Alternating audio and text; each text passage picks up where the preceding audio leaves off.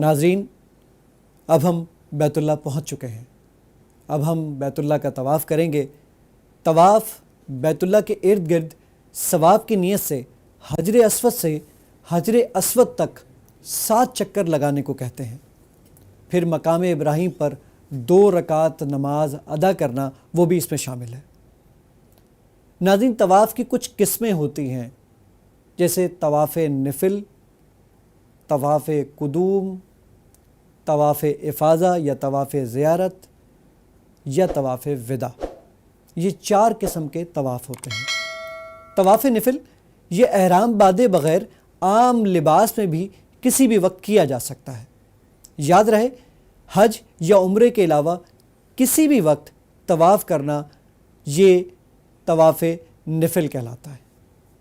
طواف قدوم جب حاجی میقات سے احرام باندھ کر، خواہ وہ مدینے سے ذوالحلیفہ کے مقام سے احرام باندھ کر آ رہا ہے یا وہ اپنے ملک سے یعنی کسی سفر کے دوران میں حج سے جب وہ جہاز میں بیٹھ کر بیت اللہ تک پہنچ رہا ہے، تو اس کو طواف قدوم کہا جاتا ہے۔ یعنی میقات سے جو ہم احرام باندھ کر آتے ہیں اور آتے کے ساتھ ہی جو پہلا طواف کرتے ہیں اسے طواف قدوم کہا جاتا ہے۔ طواف زیارت یہ 10 ذی الحجہ کے دن یعنی عید الاضحیٰ کے دن جو حج کے ایک رکن کا حصہ ہے، وہ جو طواف کیا جاتا ہے اسے طواف زیارت یا طواف افاضہ کہتے ہیں۔ طواف وداع حج کے بعد مکہ مکرمہ سے رخصت ہونے سے پہلے ادا کیا جانے والا جو آخری طواف ہوتا ہے اس کو طواف وداع کہتے ہیں۔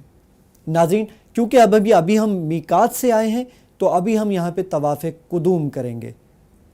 طواف قدوم کے لیے کیا کیا چیزیں ضروری ہیں اور کیسے کیسے طواف قدوم کیا جاتا ہے، تو آئیے اس کو شروع کرتے ہیں۔ ناظرین، طواف قدوم کرنے سے پہلے آپ کو استباء کرنا پڑے گا، یعنی دائیں کندھے کو ننگا کرنا پڑے گا۔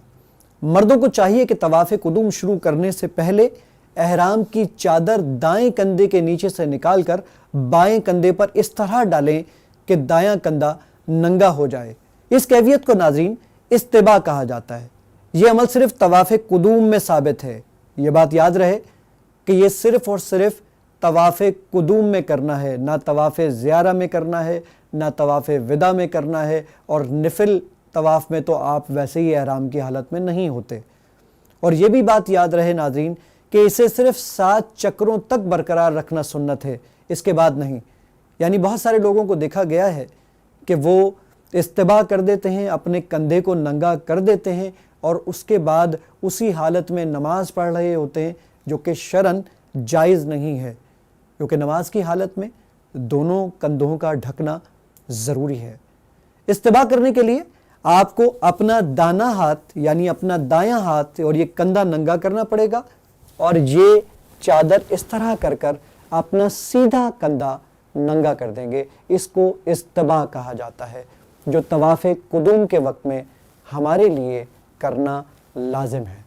ناظرین، طواف کی ابتدا حجر اسود کو بوسہ دینے یا اسے ہاتھ لگا کر ہاتھ کو چومنے یا کسی لاٹھی یا لکڑی سے اس کو چھونے اور اس کو چومنے یا صرف اس کی جانب ہاتھ کا اشارہ کرنے سے کرنی چاہیے۔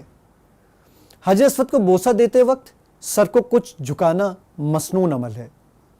ناظرین، اگر حجر اسود کو بوسہ دینا یا چھونا ممکن نہ ہو تو پھر طواف کا آغاز حجر اسود کے سامنے سے کریں، جس کی پہچان کے لیے آپ کے سامنے وہاں پر دیوار پر سبز لائٹ روشن ہے۔ حجر اسود کی یہ بالکل سامنے کی علامت ہے، اور اس سبز لائٹ سے طواف کا آغاز اور اسی پر اختتام کریں۔ خیال رہے، رش اور بھیڑ میں حجر اسود کو بوسہ دینے سے آپ کو بھی تکلیف ہوگی اور باقی حاجی بھی اس تکلیف کا سامنا کریں گے۔ ایسی صورت میں صرف دور سے ہاتھ کا اشارہ کر دینا کافی ہوگا۔ یاد رہے، ایسی صورت میں ہاتھ کو چومنا درست نہیں ہے، یعنی آپ صرف اپنے ہاتھ سے اشارہ کریں گے اور کہیں گے اللہ اکبر۔ لیکن ابن عمر رضی اللہ تعالیٰ عنہ سے موقوفاً ایک اور حدیث ملتی ہے جس میں انہوں نے بسم اللہ بھی کہا، یعنی بسم اللہ اللہ اکبر۔ آئیے ہم بھی طواف کو شروع کرتے ہیں، اور طواف شروع کرنے کے لیے ہمیں کس کس چیزوں کا خیال رکھنا چاہیے اس کے متعلق بھی جانتے ہیں۔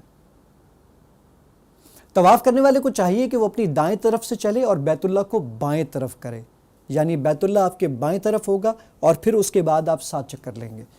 ایک طواف 7 چکروں کا ہوتا ہے اور ایک چکر حجر اسود سے شروع ہو کر حجر اسود پر ہی پورا ہوتا ہے، تو اس چیز کا خیال رہے۔ ہر چکر کے آغاز پر حجر اسود کو بوسہ دینا یا ہاتھ وغیرہ سے چھو کر ہاتھ کو چومنا یا اس کی طرف اشارہ کرنا یہ مسنون عمل ہے اور اس کو استلام کہتے ہیں، لیکن صرف اس نیت سے کہ یہ عمل مسنون ہے ہمیں یہ کرنا چاہیے۔ ناظرین، طواف کے 7 چکر آپ حتیم کے باہر سے لگائیں۔ حتیم جو آپ اپنی اسکرین پر بھی دیکھ رہے ہیں، یہ ہے تو خانہ کعبہ کا حصہ ہی جس پہ حضرت عائشہ صدیقہ رضی اللہ تعالیٰ عنہ کو نبی صلی اللہ علیہ وآلہ وسلم نے فرمایا تھا کہ یہ خانہ کعبہ کا ہی حصہ ہے، اور جس نے حتیم کے اندر نماز پڑھی تو گویا اس نے خانہ کعبہ کے اندر نماز پڑھی۔ رکن یمانی، طواف کے ہر چکر میں رکن یمانی سے گزرتے ہوئے اسے ہاتھ لگانا مسنون عمل ہے، یہ نبی صلی اللہ علیہ وآلہ وسلم کی سنت سے ثابت ہے، اور اگر بھیڑ کی وجہ سے رکن یمانی کو چھونا مشکل ہو تو بغیر ہاتھ لگائے گزر جائیں، لیکن وہاں رک کر رکن یمانی کی طرف اشارہ کرنا یعنی استلام کرنا، ہاتھ کا اشارہ کرنا یہ ثابت نہیں ہے، لیکن اس کو ہاتھ لگانا یہ نبی صلی اللہ علیہ وآلہ وسلم سے ثابت بھی ہے۔ اور رکن یمانی سے لے کر حجر اسود کے درمیان میں ایک دعا بھی آتی ہے، ربنا آتنا فی الدنیا حسنۃ وفی الآخرۃ حسنۃ وقنا عذاب النار۔ یہ بھی نبی صلی اللہ علیہ وآلہ وسلم کی سنت سے ثابت ہے کہ آپ رکن یمانی سے لے کر حجر اسود کے درمیان میں یہ دعا پڑھا کرتے تھے۔ ناظرین، یہ تو تمام وہ چیزیں تھیں اور تمام وہ باتیں تھیں جو آپ کے گوش گزار کرنا مقصود تھا۔ اب آئیے ہم اس پاک گھر کا طواف شروع کرتے ہیں۔